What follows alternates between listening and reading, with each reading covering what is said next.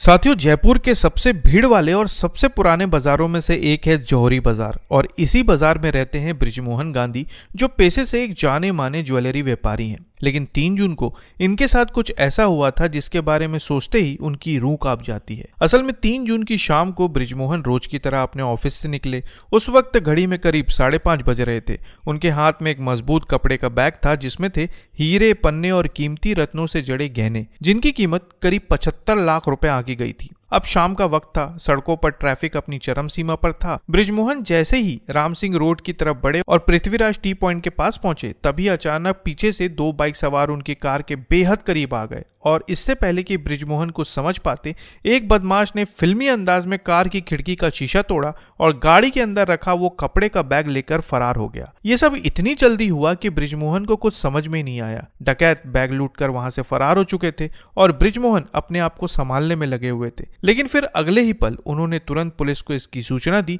और कुछ ही समय में जयपुर पुलिस की कई टीमें एक्टिव हो गईं। पुलिस ने सबसे पहले आसपास के लगे सीसीटीवी कैमरों की जांच की और कई फुटेज खंगालने के बाद उन्हें एक फुटेज में एक स्कूटी दिखाई दी। उस स्कूटी का नंबर प्लेट महाराष्ट्र का था और यहीं से पुलिस को इस केस का सबसे अहम सुराग मिला। अब पुलिस ने अपनी जांच तेज कर दी। मोबाइल लोकेशन, सीसीटीवी फुटेज और मुखबिरों की मदद से एक एक सुराग जोड़ा गया और तब जाकर पुलिस की पकड़ में आया भरतपुर का एक शातिर युवक, धर्मवीर उर्फ राहुल जाट। पहले तो धर्मवीर ने खुद को निर्दोष बताया, लेकिन जैसे ही पुलिस ने फुटेज और लोकेशन का प्रमाण सामने रखा, वो टूट गया और सारी सच्चाई उगल दी। लेकिन उसकी सच्चाई में इतनी चौंकाने वाली बातें थी जिसे सुनकर पुलिस वाले भी हैरान रह गए। धर्मवीर ने बताया कि ये लूट उसने अकेले नहीं की थी। इस पूरी योजना को अंजाम देने में उसके साथ थे मुंबई का रहने वाला संतोष सिंह चौहान, विशाल उर्फ बिस्सू, अनिकेत उर्फ लाला, राहुल चौधरी और अरविंद उर्फ नेता शामिल था। इन सभी ने मिलकर जयपुर में कई दिन पहले से रेकी की थी और जब उन्हें मौका सही लगा, उन्होंने वारदात को अंजाम दे डाला।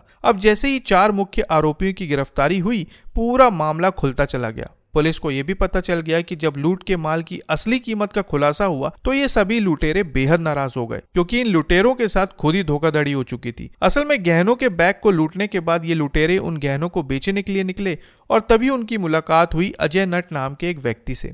लेकिन अजय कोई मामूली व्यक्ति नहीं था, बल्कि वो खुद एक जाना पहचाना ठग था। जालसाजी, धोखाधड़ी और छल कपट उसकी आदत में शुमार था। अब जब ये सभी डकैत अजय के पास माल बेचने के लिए पहुंचे, तब अजय ने डकैतों को चकमा देते हुए उन्हें ये यकीन दिला दिया कि ये जेवर असली नहीं है। उसने कहा कि रत्नों की गुणवत्ता बहुत घटिया है और सोना भी केवल 16 कैरेट का है। ये बात सुनकर लुटेरों की हालत खराब हो गई और फिर बातों बातों में अजय ने 75 लाख रुपए के गहनों का बैग मात्र 1 लाख रुपए में खरीद लिया। डकैतों को लगा कि उन्होंने जो किया बिल्कुल सही किया और सभी खुशी खुशी वे उस 1 लाख रुपए को आपस में बांटकर अलग अलग दिशाओं में बिखर गए। लेकिन कुछ ही दिनों में जब सोशल मीडिया और अखबारों में ये खबर पड़ी कि जिन गहनों को उन्होंने बेचा था उसकी असली कीमत 75 लाख रुपए से भी अधिक थी, तो उन सभी के होश उड़ गए। उन्हें अब समझ में आ गया कि उन्हें ठग लिया गया है। अब इस मामले में 4 मुख्य आरोपियों की गिरफ्तारी हो चुकी थी, लेकिन अब पुलिस को तलाश थी अजय नट की। और जब पुलिस ने अजय कुमार नट की तलाश शुरू की तो पता चला कि वो अपने पैतृक गांव मुरवारा से मुंबई भाग गया है। इसके बाद पुलिस टीम ने मुंबई के नीलजे गांव स्टेशन के पास की एक सोसाइटी में छापामारी की और अजय कुमार नट और उसके भाई संदीप चौहान को डिटेन कर लिया। हिरासत में लेने के बाद पुलिस ने अजय से पूछताछ शुरू की, लेकिन पूछताछ में अजय पुलिस को गुमराह करता रहा। कभी कहता कि जेवर तो उसके भाई संतोष के पास है, कभी कहता कि मुझे कुछ भी नहीं पता।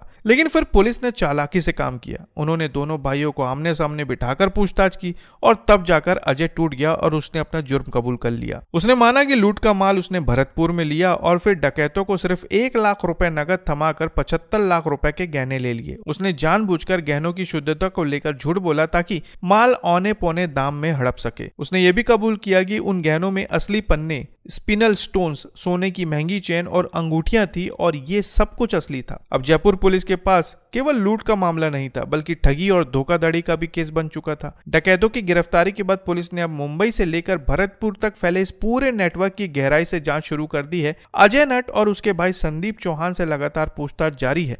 पुलिस अब ये भी पता लगाने की कोशिश में है कि कहीं अजय नट ने वो कीमती गहने आगे किसी और को तो नहीं बेचे हैं। इस घटना ने सिर्फ एक लूट की कहानी नहीं दिखाई, बल्कि ये भी उजागर किया है कि कैसे अपराधी अब एक दूसरे को भी धोखा देने से नहीं चूकते। और साथ ही पुलिस की तकनीकी और लोकेशन जांच की तेजी ने एक बार फिर साबित कर दिया है कि चाहे प्लानिंग कितनी भी फिल्मी हो, कानून की पकड़ से बच पाना बेहद मुश्किल है। तो साथियों, इस पूरे मामले पर आप क्या कहना चाहेंगे कमेंट में जरूर बताएं और नई खबरों के लिए चैनल को सब्सक्राइब करना ना भूलें। फिर मिलते हैं एक नई खबर के साथ, तब तक के लिए आपका बहुत बहुत धन्यवाद।